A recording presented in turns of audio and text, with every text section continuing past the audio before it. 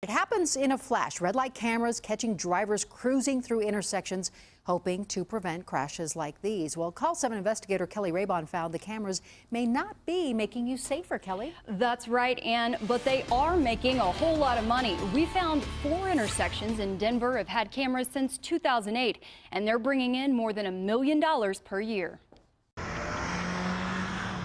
Red light cameras. It's about safety for us. There to protect you. I would call it a money grab. Or money-making machines. The technology is a tool that can be used to help. I don't think they take it seriously as a tool that could be used for safety concerns. Since Denver installed red light cameras in 2008, crashes at some spots have dropped dramatically. People are paying more attention and know that there are consequences for their actions. But that drop may not be due to the cameras. The CALL7 investigators crunched a decade of data, looking at red light related crashes at intersections with cameras and those without. We found crashes in both groups dropped at similar rates, raising the question, do red light cameras really make streets safer? For us, it's all about trying to prevent accidents. Denver Police Chief Robert White says DPD relied in part on a citywide crash study to place the cameras. But the Denver auditor found the cameras were not installed at intersections with the highest number of accidents.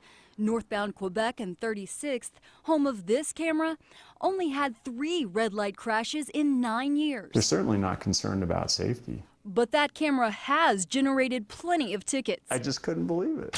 Watch this. Here's Mark Braunlick's violation at 36th and Quebec. You saw the video as I stopped, came to a complete stop at the edge of the intersection. He stopped over the line, and that got him a ticket. My violation has nothing to do with safety. Well, let me put it this way, it's certainly an income stream, isn't it? It is, to the tune of more than $5 million in the last 4 years. More than a third of the tickets from that same intersection, 36th and Quebec. How can you say that it's not about revenue? I can tell you it's not about revenue. Even at an intersection that has had so few crashes. So few crashes, but so many complaints and so many violations. In the program's 6 years, DPD has never moved the cameras or expanded the program to other crash-prone locations, like this one at MLK in York. We have a lot of accidents. Bonnie Gregory lives next to one of the worst. More than a dozen red light-related crashes in 4 years. That's more than any of the camera locations. Do you think that you should have a red light camera here? I think it's one solution, yeah. What's the priority of the police department? Is it to fund the program or is it to make the streets safer? Why not move the cameras to other locations that may need them more? Moving the cameras is not as simple as moving the camera. The technology has improved. There's a lot of work that has to go in picking those locations and putting those cameras there. Our focus is public safety. They're not telling the truth. The truth is, crashes are down. But is it because of the cameras? Are they in the right locations?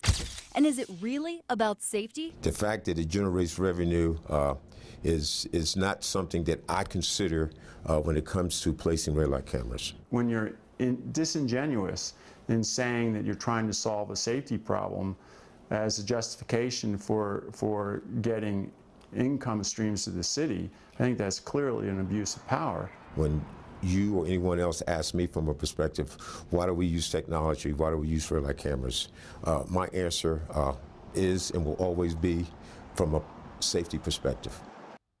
The current red light contract is up at the end of the year. Chief White told me he'll continue to use red light cameras, but hasn't decided whether to move them, expand the program, or keep everything as is. I'm CALL7 investigator Kelly Raybon.